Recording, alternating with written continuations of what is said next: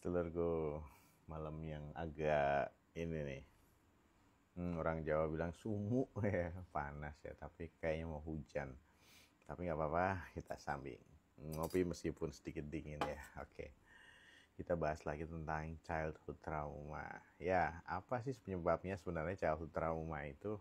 Nah, banyak sekali terjadi ini di situasi sekarang ataupun yang dulu-dulu ya. Kita lihat bahwa saudara-saudara kita ini bereson emosional yang tidak menyenangkan ya tentunya ya, karena kan ya responnya ini kebawa dari childhood traumanya. Jadi kenapa bisa terjadi childhood trauma? Ada beberapa sebab sih sebenarnya.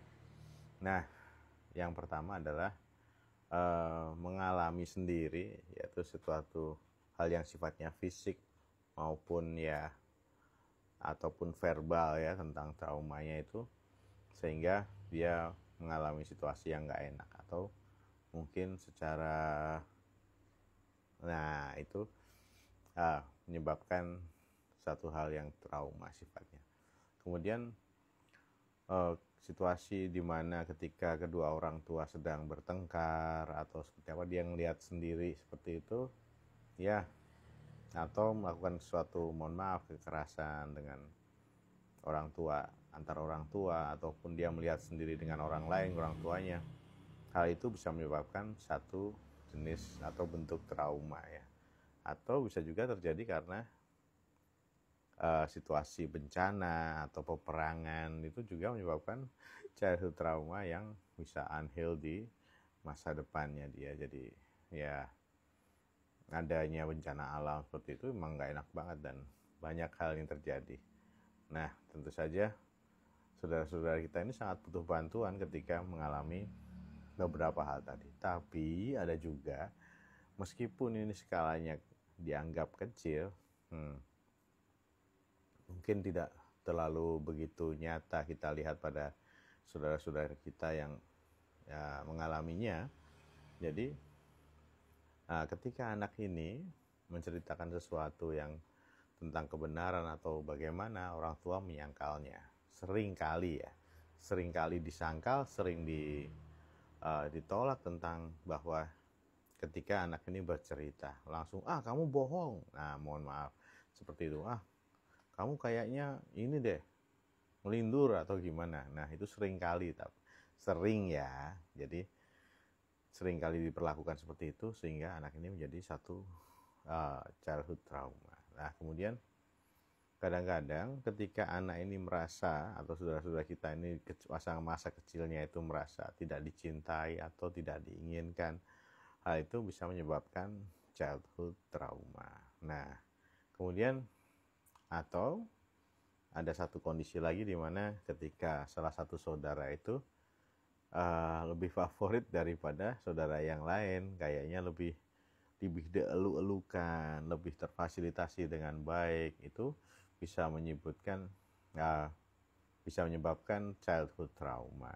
Nah, sepertinya sepele ya, tapi sebenarnya hal itu anak merasa dibandingkan seperti itu. Jadi hati-hati ya. Oke, kemudian anak itu seringkali dikritik sama orang tuanya. Jadi banyak hal yang ini salah, ini detail dan lain-lain. Nah, itu menimbulkan childhood trauma. Nah, makanya saudara-saudara kita mesti hati-hati tentang hal ini ketika mengingatkan anak atau ketika membenarkan situasinya anak. Tidak perlu mengkritik segitunya. Kasih tahu aja, tapi tidak selalu atau secara konstan mengkritik terus gitu kan. Jangan seperti itu, karena bisa menimbulkan childhood trauma. Nah, kadang-kadang anak itu juga merasa bahwa dirinya tidak didengar dengan baik, akan menimbulkan childhood trauma. Nah, ketika anak itu bercerita, teman-teman, adik-adik kita itu bercerita, coba dengarkan dulu apa maksudnya, meskipun remeh, hal-hal yang receh, remeh-temeh lah ya, apa sih, tapi kita lihat apa sih gitu, tapi coba kita apresiasi, kita dengerin dengan baik, meskipun maksudnya kita tahu tentang hal itu arahnya kemana kita udah tahu, tapi coba kita dengerin dulu maksud adik-adik kita ini. Jadi seperti itu. Nah, tadi ketika adik-adik kita itu dibandingkan ya, bukan. Tadi kan beda ya, jadi antara satunya jadi favorit, tapi yang ini satunya merasa sering dibandingkan dengan saudara atau teman-temannya. Sering ya, jadi jangan sampai seperti itu. Jangan sampai sering kali menyebutkan bahwa itu aja bisa itu, masa kamu enggak? Kakakmu aja bisa seperti ini, masa kamu enggak? Nah, jangan terlalu sering seperti itu.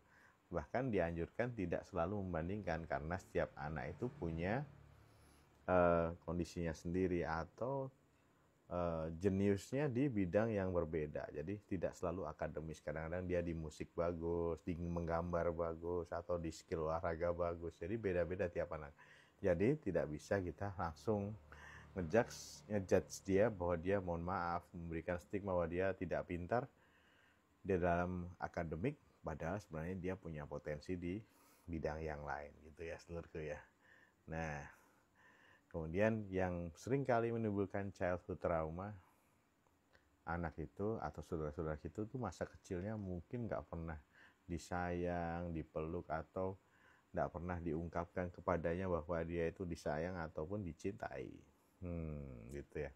Jadi tidak ada ekspresi kasih sayang kepada anak, itu menimbulkan childhood trauma juga. Meskipun itu dianggap remeh ya, tapi sebenarnya menimbulkan childhood trauma.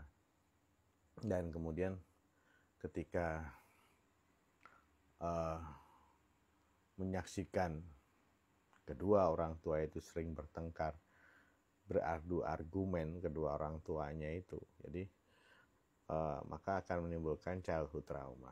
Jadi kalau misalnya saudara-saudara kita sedang berdebat ataupun mohon maaf bertengkar atau bagaimana, alangkah baiknya tidak di depan anak, karena itu salah satu jenis childhood trauma ketika hal itu terjadi terus-menerus dan setiap hari. Gitu ya seluruh ya. Jangan ketika berdebat atau diskusi sesuatu, jangan terlihat berantem di depan anak.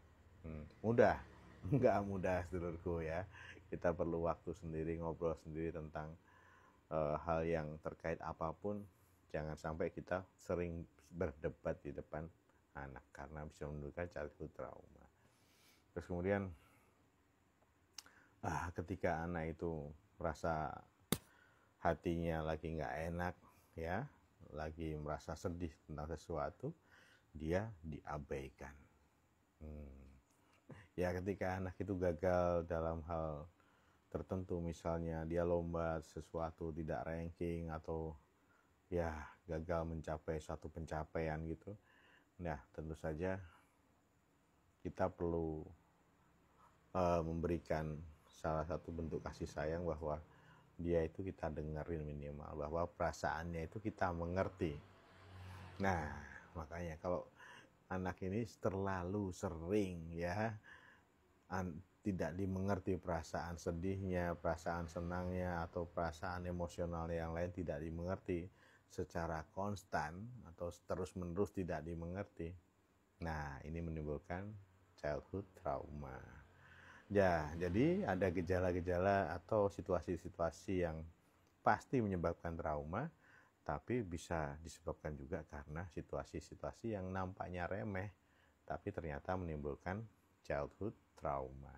Nah, ayo kita tata sikap kita, meskipun tidak mudah ya seluruh kita, supaya tidak menimbulkan childhood trauma ke anak-anak kita. Begitu caranya ya. Ayo bantu saudara-saudara kita yang sedang punya masalah, sedang punya problem, untuk apa? Untuk meningkatkan kualitas hidupnya dan dengan parenting yang lebih baik lagi. Oke, saudaraku, tetap waras dan gaspol. Oke, sehat selalu. Bantu saudara kita.